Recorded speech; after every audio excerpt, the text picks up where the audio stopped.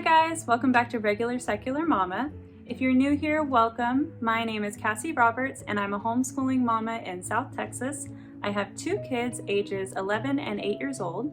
I so appreciate you stopping by my channel. If you would like to support me, please be sure to give this video a thumbs up and subscribe so you don't miss any new videos. I have been following the Homeschool Show Tell monthly playlist collaboration for a while now, and I finally put together a video to join in the fun. This is going to be part of the open collaboration playlist with Jessica from the Waldock Way and Abby from Rooted in Rest. In this video, we are going to share our homeschool space with you. So after you're done watching this video, head down to my description and find the link to the playlist where you can see all the other homeschool mamas on YouTube and how they set up their homeschool space. We have kind of a corner of our living room that is dedicated for that purpose. When we bought this house 4 years ago, we were not really sure where we were going to homeschool. It's a 3-bed, 2-bedroom house, but it doesn't have like an office or an extra bedroom or anything like that. There's no extra corner except for here. We thought that maybe it was supposed to be a dining room. It's kind of like the short end of an L connected to the rest of our living room, which is behind the camera. We don't really need a big dining space, so we just use this as our homeschool room. That said, we also use pretty much all the other available space in the house to homeschool, but most of it we usually keep in this area.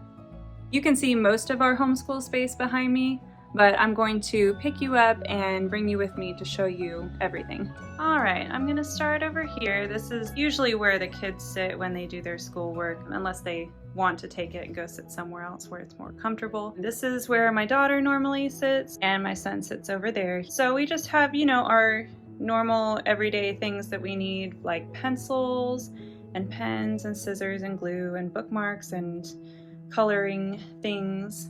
As you can see, I don't really have much wall space up here, so I took the liberty of covering up my window with a United States map, since this year we're focusing on United States history. And then we have just a few like cheat sheets on the wall here. I prefer it to stay uncluttered, but these really do help them. We have some common prepositions. We have our bore model examples over here for them when they're working on their bore models. This one here has been really helpful doing our Michael Clay Thompson 4-level analysis practice sentences. It's just a little cheat sheet of the abbreviations that we need when we're labeling our sentences. So right now my son is getting stuff that he needs out of his little drawers down here. I've shown these before in other videos, but they're basically just their workbooks and notebooks and composition books and things that they need. Down in this little corner next to our cabinet, these are our portfolios for art projects. Let me pull one out for you. So these are our portfolios that we make for art. We have a lot of fun making them, and the kids can decorate them, you know, however they like. And then inside, we fold together, I don't know, like 2, I think, or 3. I think we did 2 posters this time. So this gives us a total of 3 pockets for 3 different years. So we put all of their artwork that they just don't want to get rid of and they want to keep forever here in these portfolios, and it keeps it, you know, off of the walls and out of the way. It's a super simple project for them. These are just dollar store posters, so really easy to put together. Okay, moving around the room. These cabinets are relatively new. We just put them in maybe 6 months ago or so, or sometime in the spring. Anyway, we put these in and I have no idea how we survived in here without these cabinets because they just hold everything. It's so great. Let me open them up for you. Everything, thank you. I have a helper today. All the art crafts in here. Yeah, this side has all of our, basically all of our arts and crafts supplies. We have like embroidery floss and construction paper and cleaning rags and some acrylic paints and watercolors and things like that. And this one over here is our Matthew C. blocks. In this cabinet over here, I have my old file sorting system. This was a really great system for when we used binders and loose papers for the kids. Basically what you do is you have a separate hanging folder for each week of the school year, and you just separate out all your worksheet pages and printouts and things by week. Well, we have stopped using binders just because I can't stand loose papers. They are always everywhere and the holes get ripped out, and so we have switched to spiral binding everything by subject, and that's been working really well. This is our timeline is in a binder. So I have timelines for other time periods, and then our current time period is up here on the wall under our whiteboard. Up here I have my label maker thingy and all of my curriculum that we're not using right at the moment. So like curriculum we're done with, but maybe we'll use in the future, and then curriculum that we're not quite ready for yet. Here in this cabinet is where I hide my printer and all the supplies. So this is amazing. It's a Xerox laser printer, and it's only black and white. It doesn't have any scanning or copying or anything.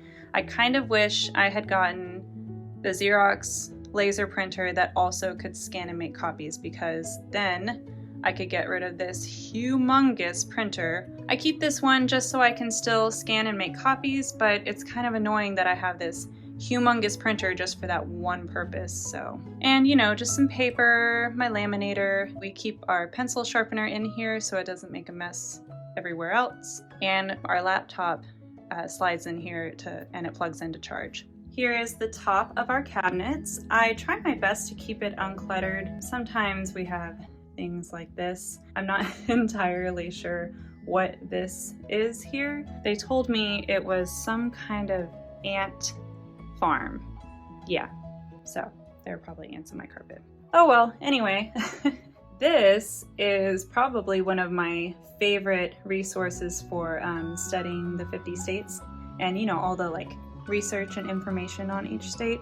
It is beautiful. Here's a quick shot of the inside of this book. It's really cute. It's got some beautiful illustrations and lots of fun facts and lots of different people. I love that they included all kinds of different people from that state, or, you know, did something notable in that state. And there's a pretty diverse group of people too. So I'll link this one down below. It has been really fun to use for, you know, our state studies. This also has been really fun to use when we're studying our different states. It's from the Dollar Tree, so it was super cheap, but it's a little magnet puzzle thing. It's not super heavy duty. It's basically really thick cardstock or cardboard, but it's held up just, you know, sitting here, and we put our state on it whenever we do our research on that state. Over on this side, we have our computer. We actually got a brand new Mac yesterday, so we moved our old computer over here. It's very, very slow though, so I'll mostly use it for maybe if we want to watch a quick video on something, or I've been using Trello for planning, so I liked to have that up today. It worked really nicely, having it just on display. And then directly above everything, we have our inflatable globe. It's not the most accurate, but it does the job. Like I said, the bulk of our homeschooling is done in this school area, so we get a lot of use out of this whiteboard. This was probably one of the more expensive investments I made in this room, and it was definitely worth upgrading to, you know, a nice one. This is basically the hub of our homeschool. Any direct instruction or examples and things, I usually just do here because it's easier for me and I have plenty of space rather than using a little whiteboard on the floor. And then, like I said before, down here is our current timeline for history. Back here is a smaller 2x3 whiteboard. This one's a really good quality. I'll link that one down below too. I've been really happy with that one. We actually got this one to use with All About Reading and All About Spelling, you know, with the little magnet letter tiles. We don't use All About Reading or Spelling anymore, but I kept this because it's a nice way to tuck a poster kind of out of the way and not clutter up my wall. And down here we have the homeschool cart. I have another video where I go into a lot of detail on what is on my homeschool cart, as well as on my book cart over in my living room. So if you're interested, I'll link that one down below too, so you can see that video. But basically, I just have one magazine file for each of my kids and all the teacher books or reference materials that I'll need for our lessons for each of them. We also spend a lot of time schooling here in the living room. My kids have gotten all their stuff done, so they're having a little screen time. I spend a lot of time sitting in this chair over here. It's my favorite spot when I'm reading at night, but it's also where I do our morning read aloud. That is the first thing we start with in the morning and kind of sets the mood for the day. I also use this space when I'm reading aloud pretty much anything else, whether it's for history or, whatever. Here's our book cart. This book cart is also in my What's in My Cart video, so you can go check that out. Basically, it just has some read aloud stuff for history. Our literature read aloud is right there. Over here is some memory work that we have, like poems and things. And then we have our timer over here that gets a lot of use. I'll link that one down below too. And last but certainly not least is our home library. So this is the bulk of our books. I'll just briefly run down kind of how we organize our books, but that is really a topic for another video. So down here, this is just kind of free range for the kids. We have books on this side and books on the other side to maximize the space that we have. These are all of our chapter books, middle grade readers. Over here we have some storage bins. This one has all of our science lab supplies that we will need for Real Science Odyssey Chemistry. This one has office supplies. This one has just a bunch of printer paper, family photos. This one has language arts and math manipulatives and supplementary things. In here we have our audio and media kind of storage. There are charging cables for iPads, a Bluetooth speaker, things like that. Over here is recycled materials like, empty cardboard boxes or oat containers. This shelf has some poetry, but it's mostly just books and things we will need for history that don't fit up on my shelf up here. So moving up, this shelf here has all of our readers and history books that we will need. Most of them are from Build Your Library. Some of them are pulled from Blossom and Root's River of Voices. The next shelf up just has some overflow books, mostly like classics and things like that. And then this shelf up here has mostly my personal fiction. My husband doesn't read, so it's just me. These are all books that are for me. This shelf has some reference materials like a thesaurus and dictionary and atlases, and it has some of our favorite encyclopedias and nonfiction books.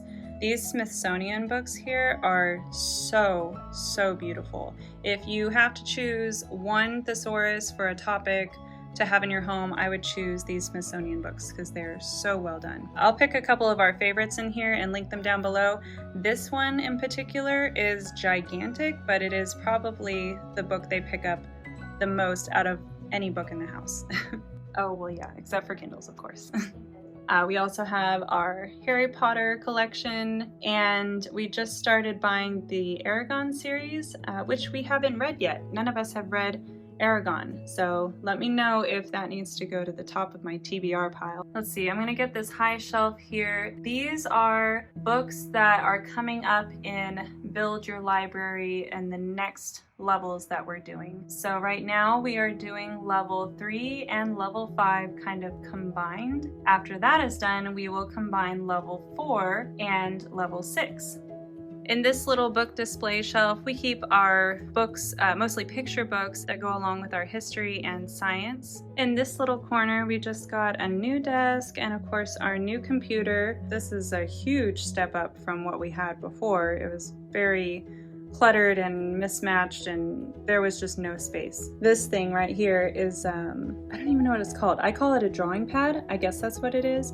But it's made by a company called Wacom, I think is how you pronounce it. And it's basically like a digital art creation pad thing. That's my husband's department. I don't know much more about it than that, but he's been really excited about it. He's also been doing a like a design class with the kids once or twice a week. So they're working through some projects and, some 3D design. We have a 3D printer also that normally sits here on this cabinet. And then I guess he's going to work with them learning programs on this drawing pad. So that has been really fun and something that he can do with the kids, as part of their homeschool. All right, well, that was all I have for you. I hope you enjoyed this little tour. Of course, you do not have to have a whole bedroom or even a corner of your house dedicated to just homeschooling. Lots of mamas do it in just their car or their living room or their dining room table. Thank you again to Jessica at the Waldock Way and Abby at Rooted in Rest for putting together these monthly collaboration playlists. I love finding new homeschool mamas to follow on YouTube. And of course, you can support me by giving this video a thumbs up and subscribing to my channel. You can also hit the notification bell so you don't miss out on any new videos as soon as they're posted. All right, well, that's it. So I'll see you next time. Bye. I'm done with school. Okay.